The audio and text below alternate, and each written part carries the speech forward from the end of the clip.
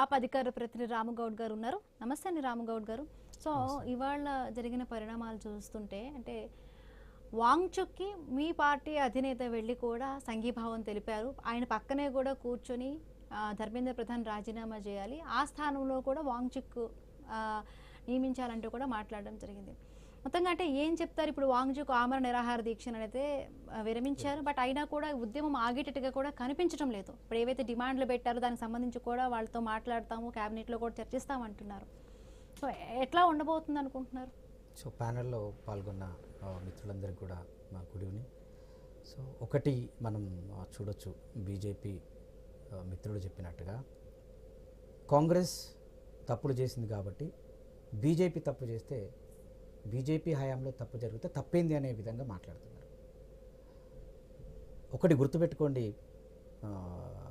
అన్న, ఈరోజు ఓట్లు కావాలంటే యువత కావాలి, ఈరోజు పార్టీకి పని చేయాలంటే యువత కావాలి, ఈరోజు జెండా మోయాలంటే యువత కావాలి.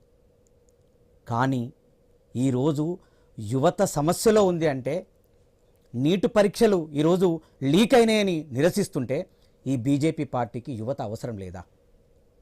ఎందుకు 2 నెలలు పట్టింది? ఇదే నడ్డా తెలంగాణలో సీజేపీ లాంటి పార్టీ ఒకటి వస్తుంది, దాన్ని పట్టించుకోవద్దు, అదంతా కూడా అర్బన్ నక్సలైట్స్ అనే మాటలు కూడా మాట్లాడిన వ్యక్తి నడ్డా. ఈరోజు పీకల మీదకి వచ్చిన తర్వాత బీజేపీ పార్టీ అదే సీజేపీ నాయకులను పిలిచి మాట్లాడే పరిస్థితి వచ్చింది. ఈరోజు అన్ని రాజకీయ పార్టీలు, అరవింద్ కేజ్రీవాల్ గారు కూడా ఆమ్ ఆద్మీ పార్టీగా, ఈరోజు ఆతిషి గారే కావచ్చు, సంజయ్ సింగ్ గారే కావచ్చు, అందరూ కూడా సీజేపీ పార్టీ ఏదైతే చేస్తుందో, వాంగ్చుక్ గారు ఏదైతే ఆ నిరసన తెలియజేస్తున్నారో దానికి మద్దతు వెళ్ళగలేం. ఎందుకండి ఈ దేశంలో 23 లక్షల మంది పరీక్షలు రాశారు. వాళ్ళు ఎన్నో కలలు కన్నీ రాసిన పరీక్షలు ఒకేసారి అది లీక్ అయిన అనగానే వాళ్ళందరూ కూడా చాలా ఇబ్బందులకు గురయ్యారు, మానసిక ఆందోళనకు గురయ్యారు. మళ్ళీ మీరు రీ ఎగ్జామ్ కండక్ట్ చేశారు, కానీ మొదటి ఉన్నంత హుషారుగా వాళ్ళు ఈరోజు ఇప్పుడు ఈ ఎగ్జామ్ రాయలేకపోయారు.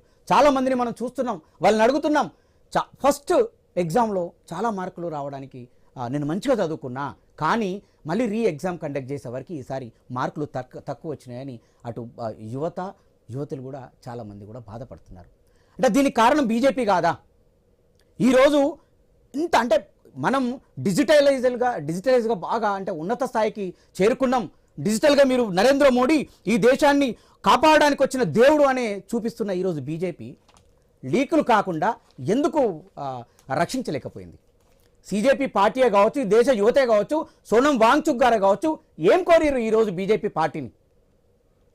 ఈరోజు నీట్ పరీక్షలకు జరిగిన ఏదైతే లీకుల సంబంధించిన వ్యక్తులని అరెస్టు చేయాలి, దాంట్లో ప్రక్షాళన జరగాలి ఎడ్యుకేషన్ సిస్టంలో.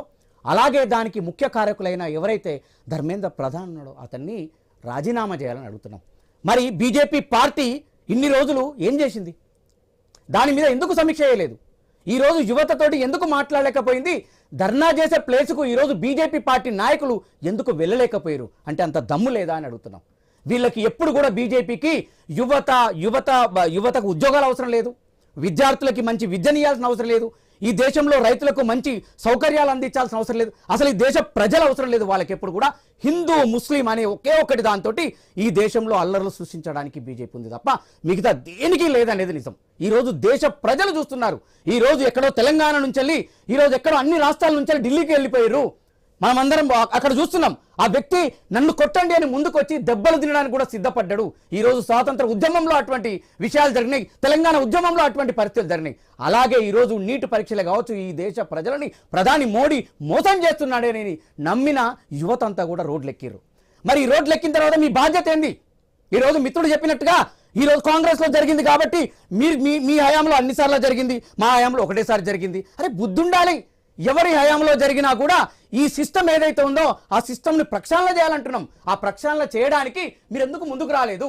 అటువంటి దమ్ము మీ దగ్గర లేదా? ఇవేనా మీకు లొల్లులు? ఏ రాష్ట్రంకి వెళ్తే ఆ రాష్ట్రానికి అనుగుణంగా ప్రధానమంత్రి గారు ఆ వేషధారణ వేసి ఆ రాష్ట్ర ప్రజలని నేను మీ రాష్ట్రానికి చెందిన వాడిని అనేక చూపించుకోవడానికే తప్ప ప్రధానమంత్రి ఇన్ని రోజులు ఒకటే అడుగుతున్నాం బీజేపీ నాయకులకి, ప్రధానమంత్రి ఇన్ని రోజులు ఏం చేస్తున్నాడు? ఈరోజు బీజేపీ అధ్యక్షుడు ఇన్ని రోజులు ఏం చేస్తున్నాడు? ప్రధానమంత్రికి దీని మీద మాట్లాడే హక్కు లేదా? ఈ దేశ ప్రజలు ఈ యువత ఇందరు రోడ్ల మీదకి ఎక్కిర్రు, ఈ విద్యార్థుల పట్ల ప్రధానమంత్రికి చిత్తశుద్ధి లేదా?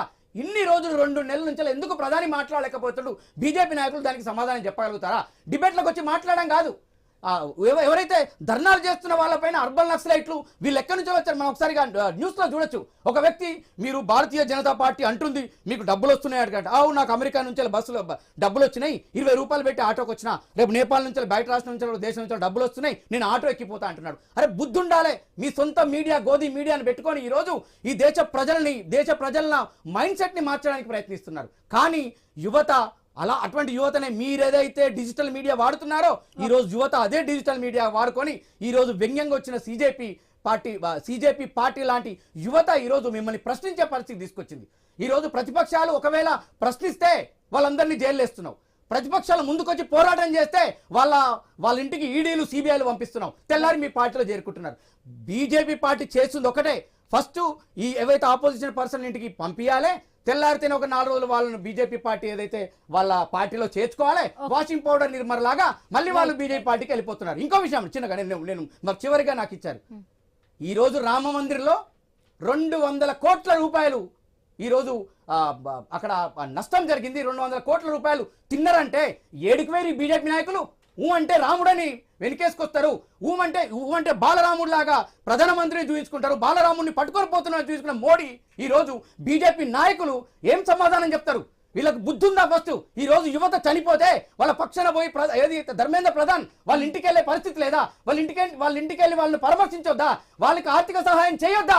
మీరు మీ ఏరియాలో పాలించేదానికి ఒకటి ఉంటుంది, మిగతా రాష్ట్రాల్లో కనుక ఏమైనా జరిగితే బీజేపీ నాయకులు వచ్చి ఏం చేస్తారు? వాళ్ళు రాజీనామా చేయాలని చెప్తారు. సో కాబట్టి బీజేపీ నాయకుల్ని దేశ ప్రజలు చూస్తున్నారు. బీజేపీ నాయకులు ఎక్కడికి వచ్చినా ప్రశ్నించండి, ఎక్కడికి వచ్చినా తరిమి కొట్టాలి ఈ బీజేపీ నాయకుల్ని. అప్పుడే మన దేశం బాగుపడుతుందని ఈ సందర్భంగా తెలియజేస్తున్నాం. రైట్, వెంకటేశ్వర రెడ్డి గారు.